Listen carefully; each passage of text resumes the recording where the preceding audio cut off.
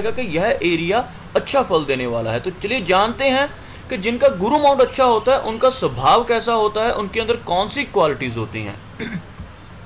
जिनका गुरु माउंट अच्छा होता है यानी उन्नत या प्रोमिनेंट कह सकते हैं, ऐसे व्यक्ति के करैक्टर में बहुत सारी अच्छी क्वालिटीज़ होती हैं और ऐसे लोगों को समाज में बहुत रिस्पेक्ट मिलती है।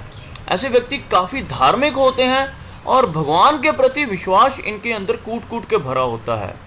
यह लोग बहुत अच्छे ओहदे तक पहुंचते हैं, यानी टीचर, गुरु, जज जैसे ऊंचे ओहदे जो समाज में जिनको सम्मान मिलता है, ऐसे पोस्टों तक यह लोग पहुंच सकते हैं और समाज में सम्मान पाना इनके लिए सबसे पहली प्रायोरिटी होती है। ऐसे व्यक्ति अपनी ओल्ड एज में बहुत ज़्यादा धार्मिक हो जाते हैं और अच्छे धार्मिक संस्थानों में भी हिस्सा लेते हैं। और अगर कहा जाए तो ऐसे जो लोग हैं धर्म के काम करना इनको सबसे ज़्यादा पसंद होता है, यानी धर्म से जुड़े रहना इनका सबसे बड़ा एक तरह से जो पहल होती है इनकी। और ये लोग बहुत ज़्यादा दानी भी होते हैं और गलत तरीके से पैसा कमाना इनके लिए पाप के समान है।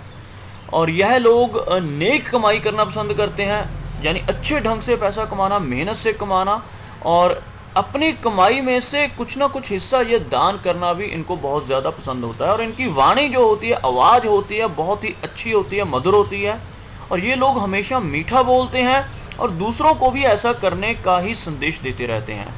अपनी बातों को किसी को कहानियों या किस्सों के साथ समझाना इनको बहुत पसंद होता है और ये लोग हमेशा दूसरों को शिक्षा देते रहना पसंद है, इनको सलाह देते रहते हैं और अपनी बातों को समझाने के लिए बहुत ही तरह तरह की कहानियाँ, किस्से ये सुनाते हैं ताकि लोगों को इनकी बातें समझ लग सकें और इनका प्रभाव उनके ऊपर अच्छा पड़ता रहे।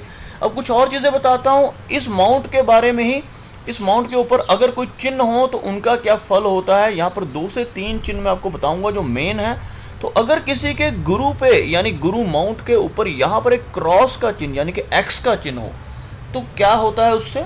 अगर गुरु माउंट ज़्यादा उन्नत हो, सबसे पहले तो बिना क्रॉस के बात करूँ कि अगर ये ज़्यादा उन्नत हो या फिंगर भी बहुत लंबाई में हो, यहाँ जो एक चीज़ रह गई थी उसको बताने जा रहा हूँ। अगर यह फिंगर काफ़ी लंबाई में हो, ज़्यादा लंबी हो और यह भी ज़्यादा उभरा हुआ है तो ऐसा व्यक्ति थोड़ा अहंकारी भी हो सकता है। अहंकार आ जाता है ऐसे व्यक्ति के अंदर अपनी नॉलेज का।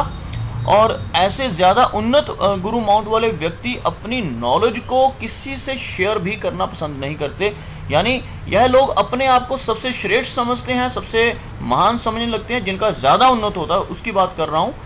बहुत ज़्यादा एक्सेस, जैसे कहते हैं access of everything is bad, अगर एक्सेस में ये उन्नत हो जाए तो ऐसे लोग इगोइस्टिक हो जाते हैं और अपनी नॉलेज किसी को नहीं देना चाहते और अहंकार भी इनके अंदर काफ़ी ज़्यादा आ जाता है और ये अपने आप को बहुत ज़्यादा श्रेष्ठ समझते हैं।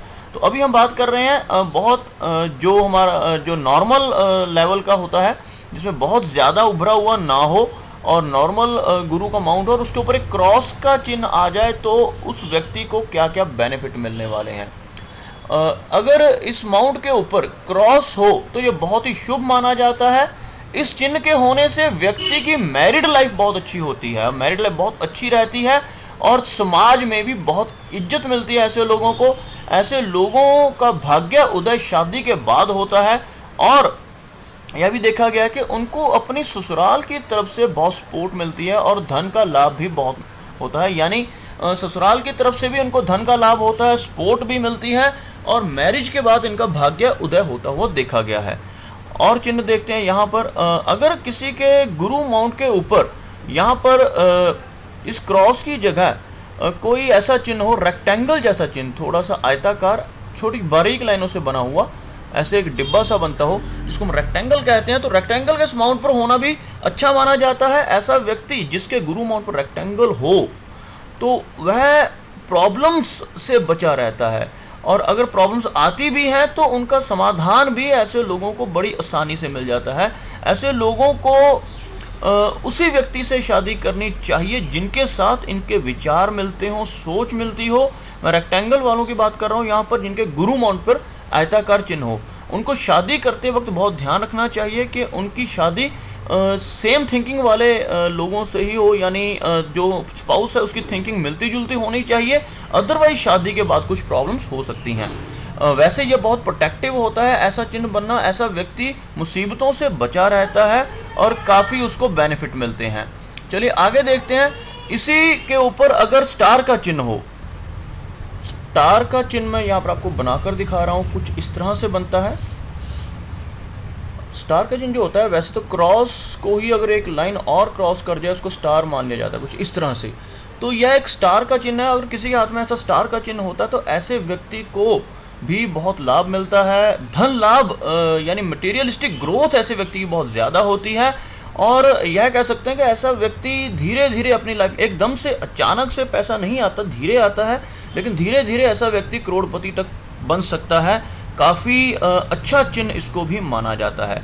अब बात करते हैं कुछ बैड साइंस की। यहाँ पर ज़्यादा बैड साइंस के बारे में बात नहीं करूँगा, एक ही साइन है आपको बताने जा रहा हूँ जिसके होने से, जिसके कुछ बैड प्रभाव होते हैं।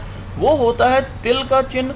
अगर किसी व्यक्ति के हाथ में यहाँ पर एक तिल का चिन्ह हो तो उसका क्या फल होता है। तिल यानी डॉट, एक हल्का सा एक डॉट ब्लैक कलर का। तिल के होने से माउंट पर, किसी भी माउंट पर ऐसा तिल होने से इसको अच्छा नहीं समझा जाता।